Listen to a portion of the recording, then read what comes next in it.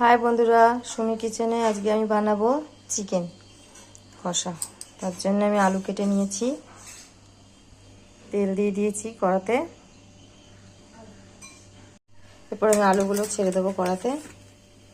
গাছে একটা ক্যাপসিকাম হয়েছিল, সেই ক্যাপসিকামটা দিয়ে আমি আজকে তরকারিটা করবো।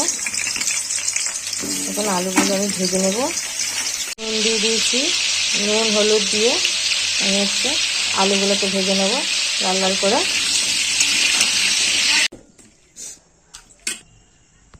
মশলা ম্যারিনেট করে নেবো, তার জন্য আমি নুন দিয়ে নেব। নুন দিয়ে দিলাম, হলুদ দিয়ে দিলাম, লঙ্কার গুঁড়ো দিয়ে দিলাম,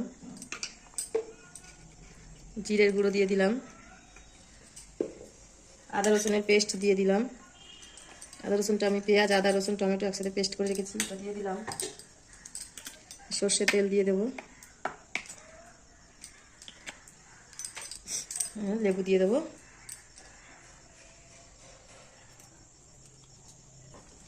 আমি মাংসটা ম্যারিনেট করে নেব, ভালোভাবে মাখিয়ে নেব। আর লেবুটা দিলাম কারণ মাংসটা নরমও হবে, আর মাংস যে একটা আষ্টানি গন্ধ থাকে সেটাও থাকবে না।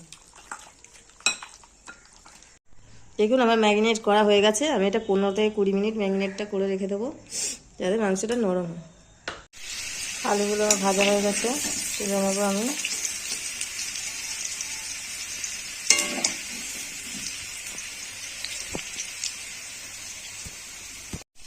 পেঁয়াজটা আমি কুচি কুচি করে নিয়েছি, পেস্ট করবো না পেঁয়াজটা। আমি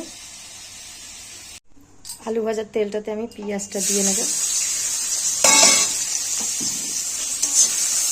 পেঁয়াজটা আমি একটু নুন দিয়ে দেবো, যাতে পেঁয়াজটা তাড়াতাড়ি নরম হয়ে যায়। এটা আমি আমার গাছের ক্যাপসিকামটা দেবো। এটা আমার গাছে হয়েছে ছোট্ট একটা।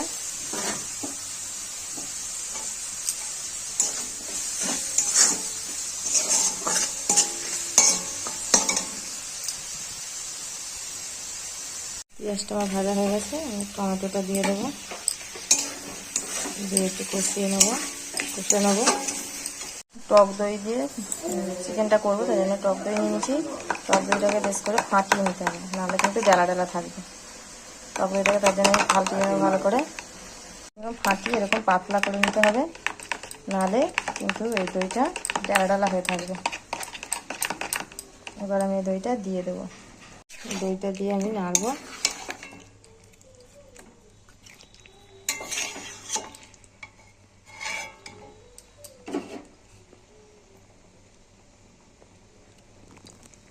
আমার মাংসটা থেকে তেল ছেড়ে দিয়েছে, এবার আমি জল দিয়ে দেবো। জল আমি একটা পাত্রে গরম করতে বসিয়েছি, এটা আলু ছিল তাই জন্য এই বাটিটা দিয়ে গরম করেছি। আমি এতে গরম জল ঢেলে দেবো।